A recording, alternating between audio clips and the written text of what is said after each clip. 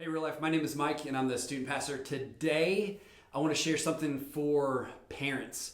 But I think what I might have to say, there might be something in it for all of us. Now, I know in the last few weeks, life has completely turned upside down, and for a lot of you, all of a sudden, you're working from home, your kids are home, maybe your spouse is home, and maybe your home feels a little more cramped than it used to. Now, I don't have any kids, but my wife is a teacher for the city of Virginia Beach, and her summer break has been extended for like 3 months, which is great. And you know what I love about that? Is that my wife is home and I get to spend so much time with her, and I love my wife. We decided to paint our whole downstairs and do some other stuff because we've just had some projects piling up around the house that now we've got a lot of free time to take on. But you know what I don't like about my wife being home all the time? At some point, I'm going to want to be alone, by myself.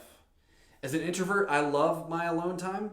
I love my me time. I love that time to do what I like to do, whether it's like read or take a nap, play video games, spend time with the Lord. I don't know why it took that long to get that part out, but whatever I want to do, I get to do it on my me time. But now we're here in this situation, in the same house, for who knows how long, and now I got to share that me time. That me time becomes we time again, which I love, but at some point I'm going to need my me time, my alone time. And for a lot of us, it's the same in our houses. All of a sudden, we have to share all our time, and all of a sudden there's a lot of time that is spent with other people, and all of a sudden we don't have a lot of time to share and spend just by ourselves. And for those of you who have kids, I cannot even imagine what you're going through, because all of a sudden you've got all these little bodies and little people that want to be involved in what you're doing, and you've had time by yourself to do all the things that you normally do. But now there's all these other people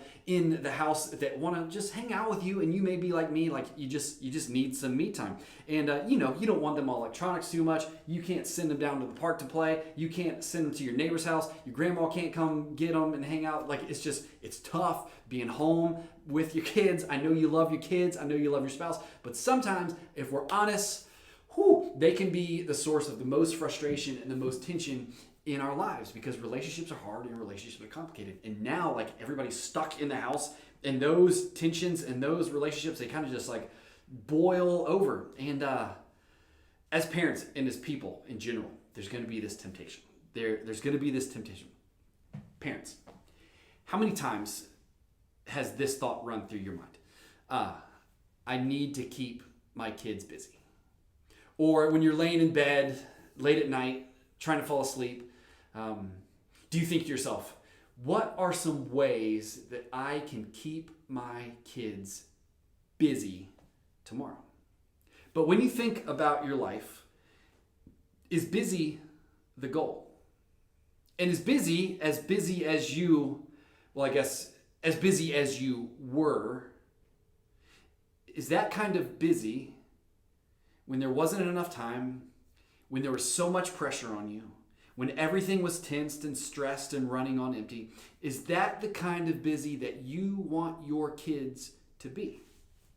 And see, for all of us, we're going to face this temptation. And it's the same temptation that adults face every day, to be busy, whatever that means, or not. And I think for a lot of us in our culture, like, busy is the goal. But I don't necessarily think that what our Heavenly Father put us on earth to be is busy. I think we're in this unique time in our world where everything has just been put on pause, where everything's shut down. We get to slow down our pace of life. We get to maybe enjoy some free time. And I think there's been this opportunity that's presented to us to just reset everything, to reevaluate everything, and to reprioritize our days and what we truly think is important, and take a look at our calendars and schedules. And I think for a lot of us, we've been begging for a way out of our busyness and our daily routines that have had us stuck in this rut. And now we've got it.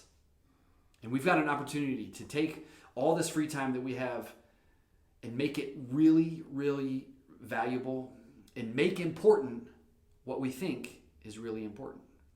And if I were to ask you to make a list of the things that you think are truly important, You'd say things like my faith, time with my family, time with my friends, my hobbies, having fun in life. But nowhere on that list would you put busy.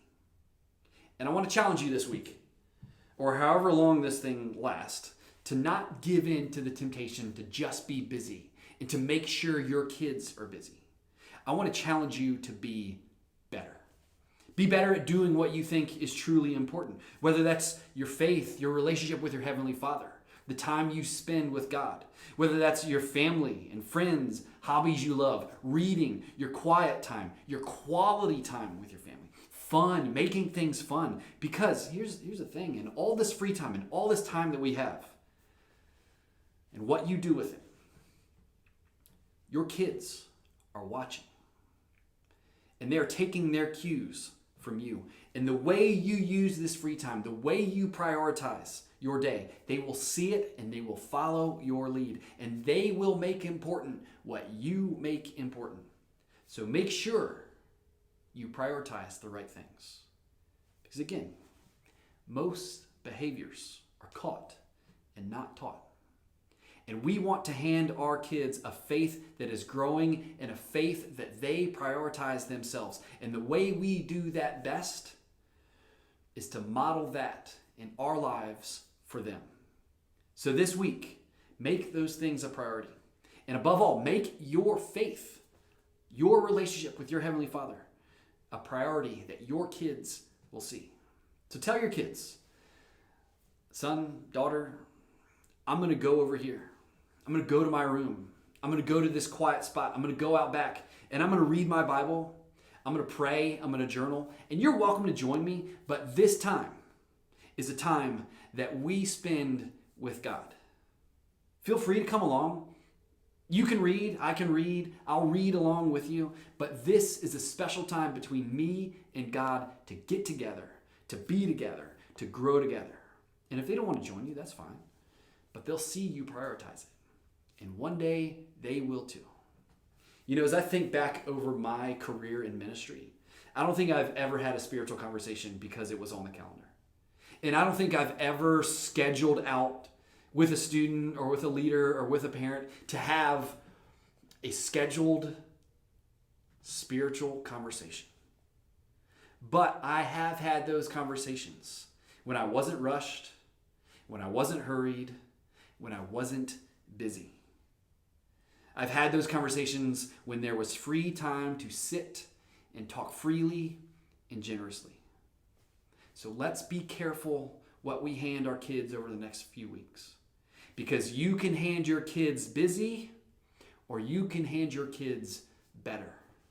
And your kids are watching and they are learning. And the most important thing that you could give your kids right now is a front row seat to someone they trust, trusting their Heavenly